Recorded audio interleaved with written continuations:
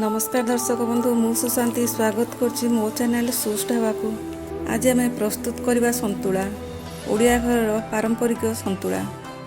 संतुला बनाइबा मुझे सब परिवा नहीं गोटे कदली आ गोटे छोट बैगण को मुझे भाव में काटी नहीं काटिकी पानी रे दे देछि जहाद्वारा कदली आ बैगण कला पड़ोनी।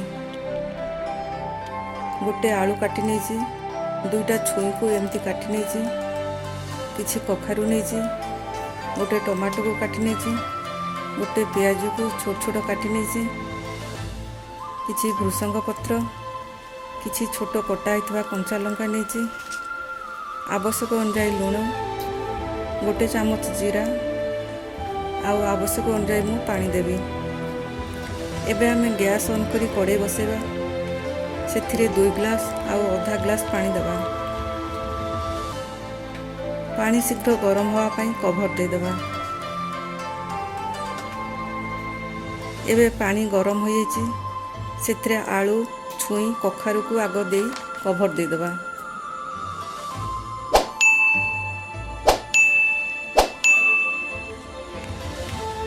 ये सब आग टिके फुटीगले बैगण आउ कदली को देवा।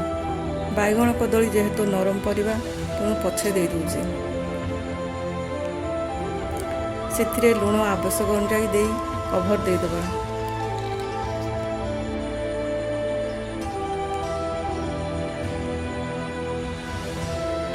परिबा अधा सीधी आसला बेलू टमाटो दे देवा।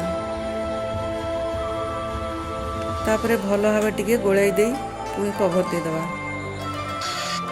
मन रखिए ये संतुला जमा भी हलदी देवेनी।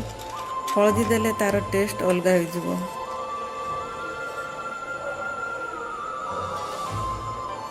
देखंतु परिवा सबू सीझीगलानी। एबे छुई व्यतीत अन्य परिवा सबू एमती डंकी साहाय्य टिके टिके हल्का प्रेस करदेवे। एबे ए सबू को अन्य जगह को मु बाहर कर दूची। तापरे गैस ऑन करी पुणी कड़ाई बसई दबा। से 3 चामच सोरष तेल दे दबा। तेल गरम हेले गोटे चामच जीरा दे दबा। जीरा फुटिले कटा पियाज दबा। भल भाव टिके गोलाई नबा।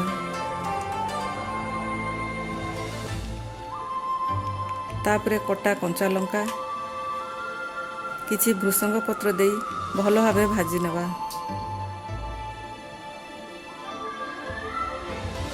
पियाज टिके भाजी हुई आसिले आमे सीझा परिबा को दे दबा।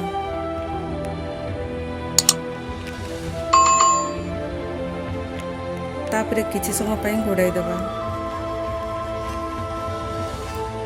तापरे आम संतुला पूरा पूरी रेडी हो गला। एबे मु सर्व कर दूची। यह भात रुटी सहित खाई परिबे। जदि ये रेसिपी आपण मन को भल लगे तो लाइक और शेयर करंतु। सब्सक्राइब बटन को प्रेस करी साइड रे थिबा बेल टू क्लिक कर दियंतु।